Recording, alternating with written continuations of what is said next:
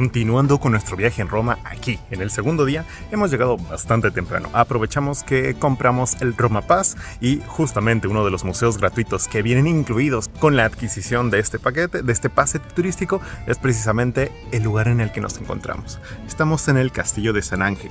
Prácticamente, desde el inicio, nos dejan entrever que conocer este lugar es conocer a grandes rasgos la historia de Roma en sí misma, pues de ser un mausoleo de un antiguo emperador romano a ser un museo nacional al día de hoy, encontraremos buena noción de lo que es vivir en Roma, su historia y a ver qué más encontramos. A ver cómo nos va. Para transportarnos dentro de la capital italiana, recomiendo que, si vamos a estar en la ciudad durante más de 2 días, consigamos alguna de las tarjetas turísticas que nos permiten no solo el acceso al transporte público, sino que además incluyen el acceso gratuito o prioritario a algunos de los lugares más populares de Roma. En nuestro caso, adquirimos la Roma Pass, con una validez de 72 horas, aunque también existe una por 48 horas. Esta tarjeta incluye acceso gratuito a los primeros 2 museos dentro de un listado de más de 45 museos, monumentos, áreas arqueológicas y experiencias, incluido el Coliseo y la Galería Borghese, aunque en ambos sitios se requiere una reserva previa. Después de los primeros 2 accesos, los demás incluyen un descuento del acceso general. Considera que el costo del Roma Pass de 72 horas es de 58,5 euros por persona, mientras que el de 48 horas es de 36,50 euros por persona. Asimismo, considera que físicamente debes recolectar tu Roma Pass en alguna de las estaciones que están acreditadas para ello. La más conveniente, si vienes llegando vía aérea a la ciudad, es desde el aeropuerto de Fiumicino, pero alrededor del centro de Roma encontraremos varios lugares donde nos lo podrán entregar. Estos lugares los puedes consultar en la página oficial de esta tarjeta turística, aunque considera que hay algunas veces en las que algunas de estas oficinas no se encuentran dando atención, así que puede ser un poco complicado. Roma es tanto la capital de la región del Lacio como de Italia. Con una población de casi 3 millones de personas, es el municipio más poblado de todo el país y la tercera ciudad más poblada de la Unión Europea. En el transcurso de su historia, que abarca 3 milenios, llegó a extender sus dominios sobre toda la cuenca del Mediterráneo y gran parte de Europa, Oriente Medio y África del Norte. Esta es la ciudad con la más alta concentración de bienes históricos y arquitectónicos de todo el mundo. Su centro histórico, delimitado por el perímetro que marcan las antiguas murallas aurelianas, es la máxima expresión del patrimonio histórico, artístico y cultural del mundo occidental.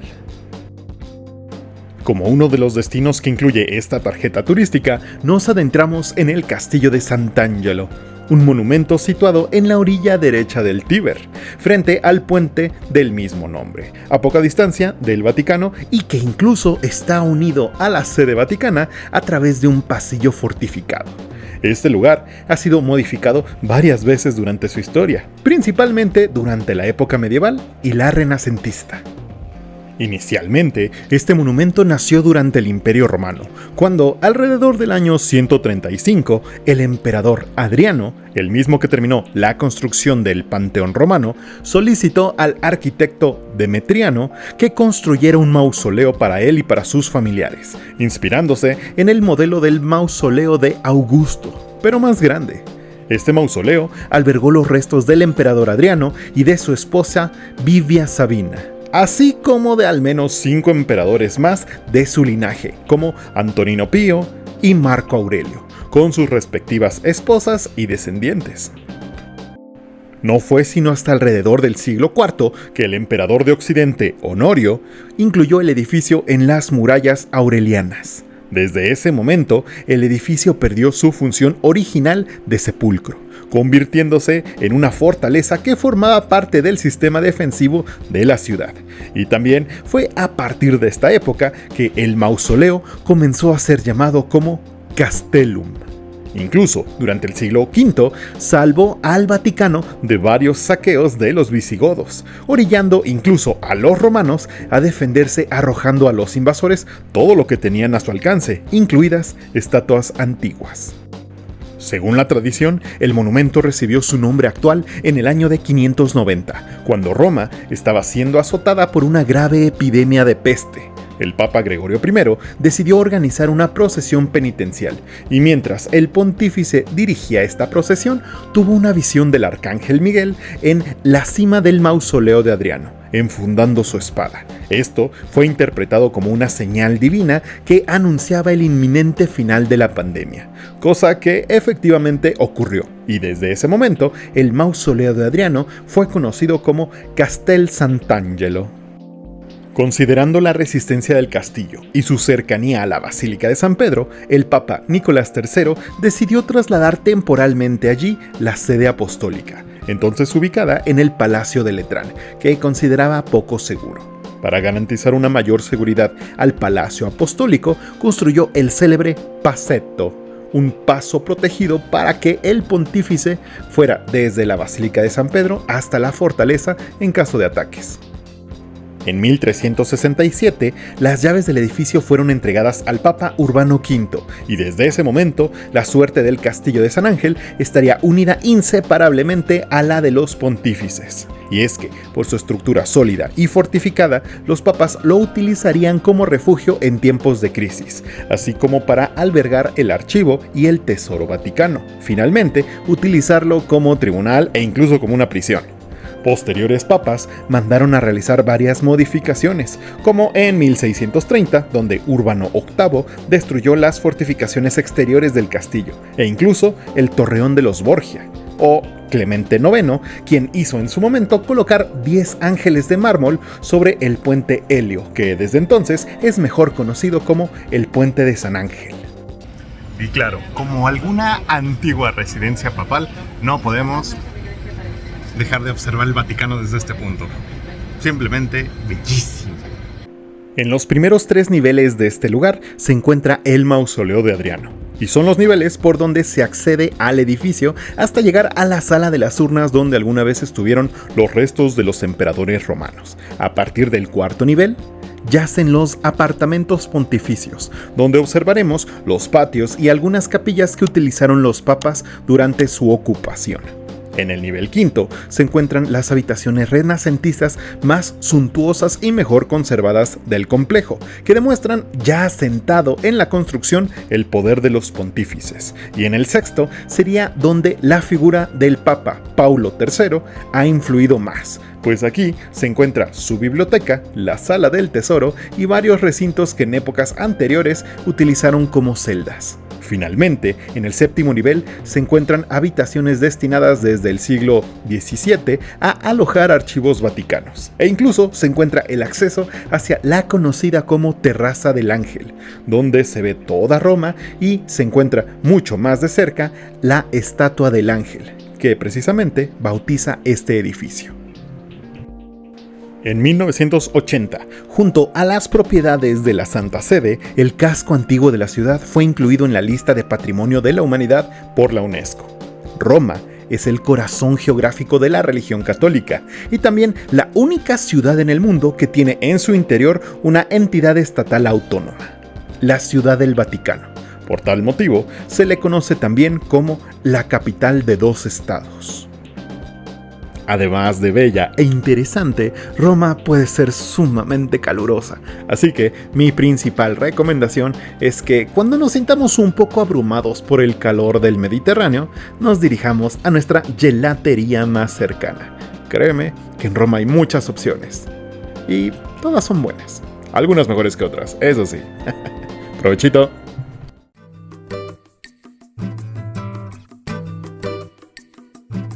Como siguiente escala del día, permíteme recomendarte una mansión rebosante de cultura, pues situada dentro del complejo de los jardines de la conocida como Villa Borghese, se encuentra la Galleria Borghese, un espacio que cuenta con buena parte de la colección de arte de esta familia, donde se reúnen pinturas, esculturas y demás antigüedades, y que fue iniciada por el cardenal Scipione Borghese, sobrino del Papa Paulo V. Scipione Borghese fue el primer mecenas de Gian Lorenzo Bernini, así como un ávido coleccionista de la obra de Caravaggio, por lo que ambos artistas se encuentran extensamente representados dentro del museo. Esto se ve ilustrado con la primera pieza central de la galería, donde la obra de arte conocida como El rapto de Proserpina, una obra en donde se destaca una oposición de los cuerpos que forman la escultura y que permiten una interpretación simultánea de varios acontecimientos del mito en el que se basa esta pieza. Pues, desde su lado izquierdo, Plutón, el dios del inframundo, torpemente captura a la hija de Ceres y Júpiter. Al mismo tiempo, de frente a la obra, se percibe la llegada de la pareja al inframundo. Y finalmente, desde el costado izquierdo, se puede ver a Proserpina pedirle a su madre regresar cada año durante 6 meses, donde se notan sus lágrimas, el viento sobre su pelo y el perro Cerbero ladrando. En esta escultura de mármol es sobresaliente la representación detallada de la suavidad de la carne, donde Proserpina empuja la cabeza de Plutón estirando su piel, y especialmente donde los dedos de este presionan la pierna de Proserpina tratando de inmovilizarla.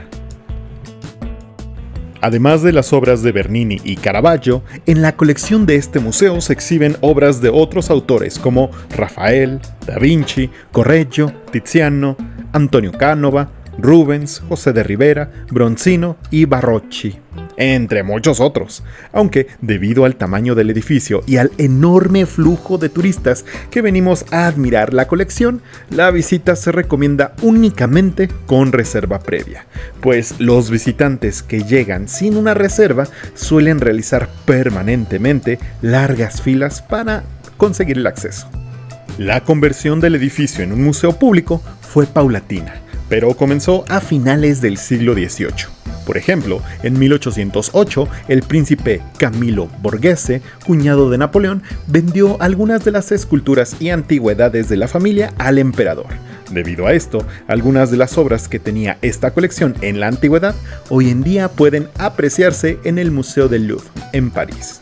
Y no fue sino hasta 1902 que finalmente la familia Borghese, imposibilitada de hacer frente a los altos costos de mantenimiento de la villa, terminó vendiendo su colección al Estado italiano.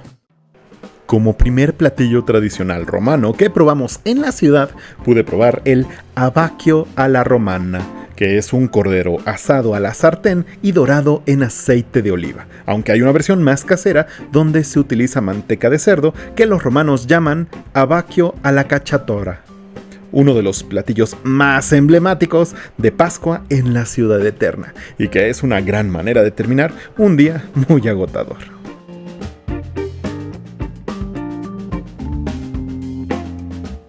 Uno de los lugares más emblemáticos de Roma es, sin dudas, la llamada Fontana di Trevi, que con sus casi 50 metros de frente es una de las mayores fuentes monumentales de toda Italia.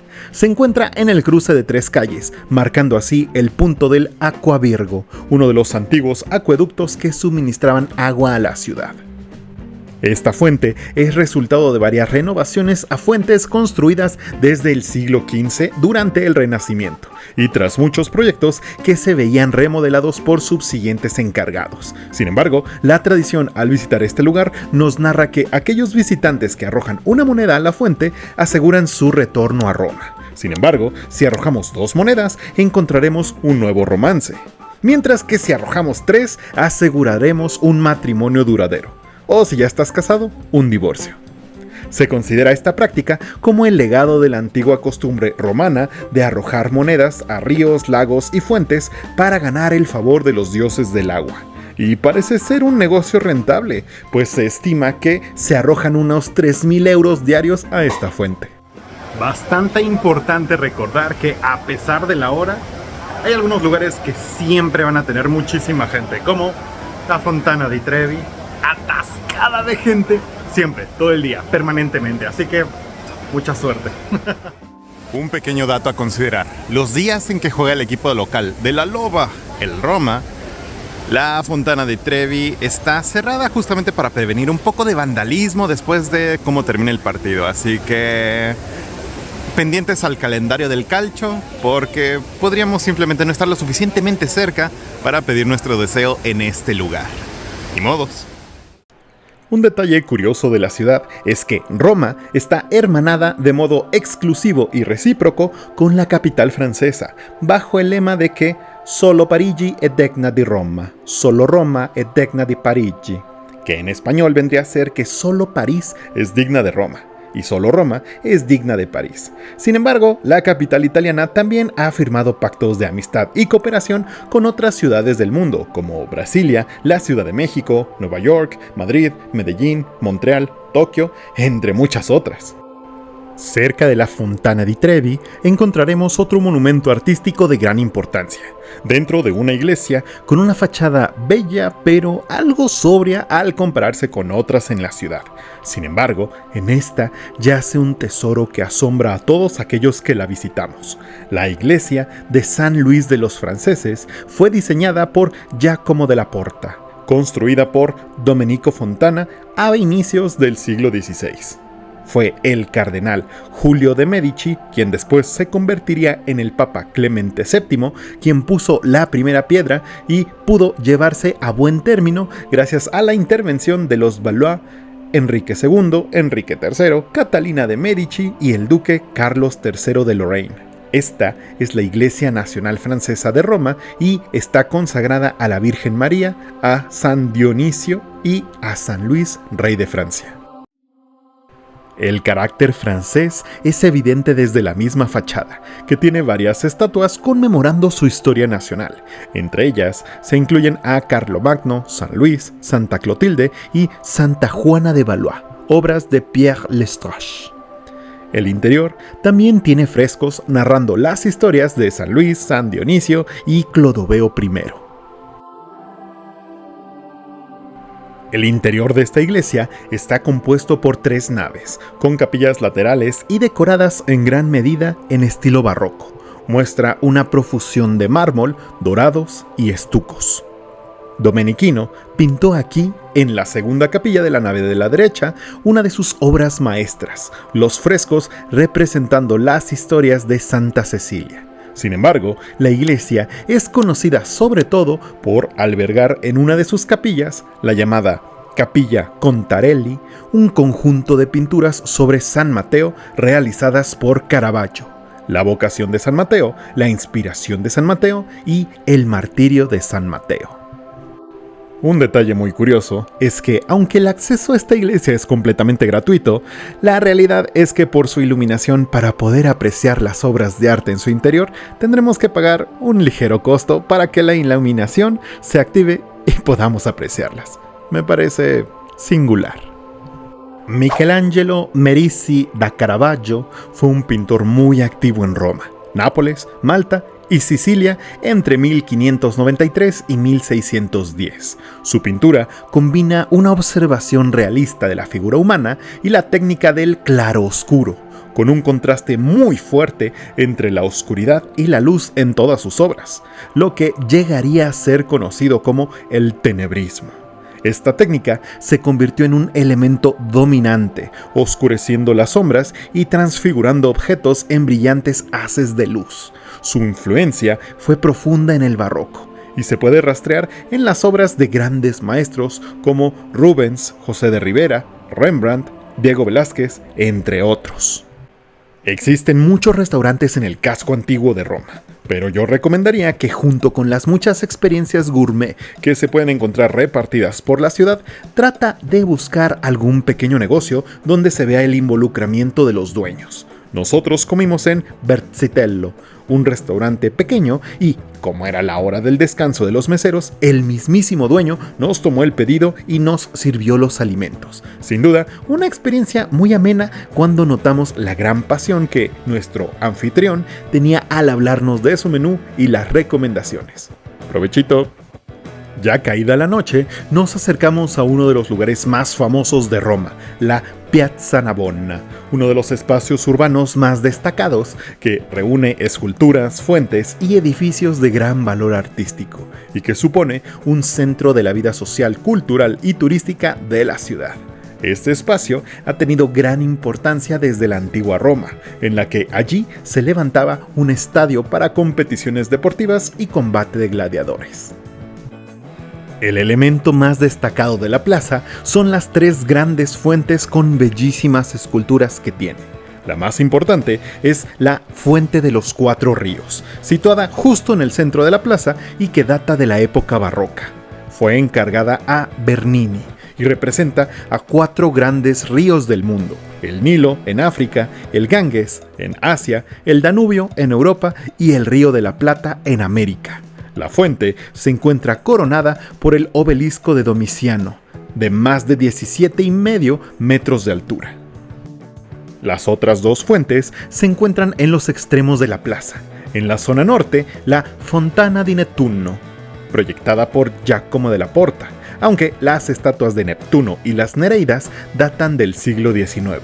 Y en el extremo sur encontramos la Fontana del Moro, diseñada también por Della Porta y a la que posteriormente se le añadieron el moro y el delfín, que fueron realizados por Bernini.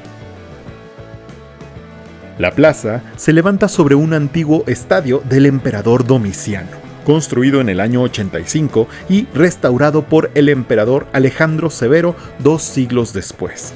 En este recinto, los romanos acudían a ver varios juegos. Se le conocía como Circus Agonalis, y se cree que con el paso del tiempo su nombre cambió de in agone a Nabonne y más tarde a Navona. Frente al centro de la plaza se sitúa la iglesia de Santa Inés en Agonía. Este templo está construido en el lugar donde se levantaban las gradas del Estadio Domiciano, bajo las cuales, según la tradición, se encontraba el lupanar en el que Santa Inés fue forzada a desnudarse en público y a renunciar a su fe cristiana, siendo cubierta de forma milagrosa por sus cabellos que le crecieron de manera repentina. En la fachada, una escultura de Ercole Ferrata de 1660 representa a Santa Inés orando en medio de su martirio. La construcción de la iglesia se inició a mediados de los 1600 por iniciativa del Papa Inocencio X, cuyo palacio familiar, el Palazzo Pamphili, que se encuentra junto a la iglesia, acababa de ser construido y funcionaba como una capilla familiar anexa a su residencia. Por ejemplo, se realizó una abertura en el tambor de la cúpula para que la familia pudiera participar en los servicios religiosos desde la comodidad de su palacio. La cúpula de la iglesia está pintada al fresco con la Asunción de María, de Ciro Ferri.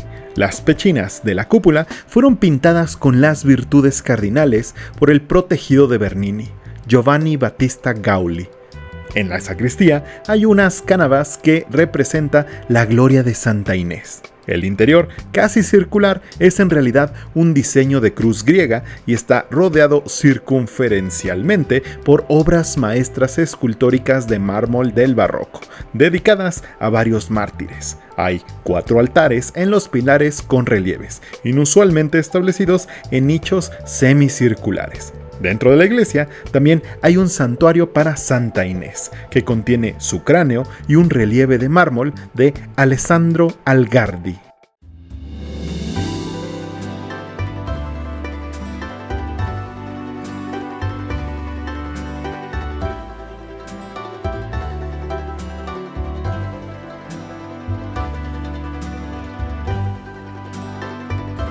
Nuestra última escala en la ciudad fue un monumento que desde el Coliseo y el Foro Romano notamos cómo sobresalía a la distancia, pues la Piazza Venezia es un recinto que destaca al situarse a las faldas de la Collina Capitolina, donde se cruzan 5 de las calles más importantes de la capital italiana. Actualmente, la imagen de este espacio público se debe principalmente a las renovaciones y construcciones en esta zona hechas a inicios del siglo XX después de la construcción del Vittoriano, un gigantesco monumento a Vittorio Emanuele II, mejor conocido como el Altar de la Patria. Aunque la realidad es que solo la parte central de este monumento fue bautizada de esta manera. Dispone de varias fuentes y esculturas del propio Vittorio Emanuele II, y 2 estatuas de la diosa Victoria con sendas cuadrigas. La estructura mide 135 metros de ancho y 40 metros de altura, aunque, incluyendo la cuadriga y las alas de las diosas, llega hasta los 61 metros de altura. Debido a que este enorme monumento se concibió para protagonizar su presencia en la Piazza Venezia y diferenciarse con su estética umbertina de la arquitectura romana, se decidió revestirlo completamente de mármol Botticino, un tipo de mármol blanco extraído de las canteras de Botticino, nunca antes utilizado en Roma. Para hacerle espacio, se demolieron varias construcciones de diferentes épocas situadas en la colina capitolina. Fue diseñado por Giuseppe Sacconi en 1885 e inaugurado en 1911, pero sus trabajos de construcción terminaron mucho después, prácticamente hasta los 1920s. Mi último consejo gastronómico para tu viaje a Roma es que consideres que estamos en una ciudad milenaria y con influencia de todos los rincones del mundo, por lo que incluso si probamos otros tipos de cocina, además de la cocina italiana, seguro encontrarás muy buenas opciones. Si te apetece algo diferente a la pasta, no es un pecado probar algo diferente. Y así, después de visitar aún más sitios emblemáticos dentro de la capital italiana, es que terminamos este video, empapándonos con un poco de su arte, historia, comida y cultura. Roma, como antigua capital del imperio y moderna ciudad rebosante de sitios para explorar, requiere una vida entera para conocerse, por lo que en este y mi anterior video no hemos hecho más que arañar la superficie de todo lo que esta ciudad tiene para los viajeros. Sin embargo, Roma se le considera como la capital de 2 países, y en nuestro próximo video conoceremos más sobre aquella otra nación centro de la fe católica y en cuyas instalaciones han gobernado los papas, pues el Vaticano será nuestra siguiente escala en este viaje. Pero de momento no te cuento más y me despido, no sin antes recordarte que, por favor, si te ha gustado este video y quieres acompañarme en mis otros muchos viajes por Italia y el mundo, te suscribas al canal, no te olvides dar me gusta, compartir en redes sociales y dejarnos tus comentarios. Gracias por vernos.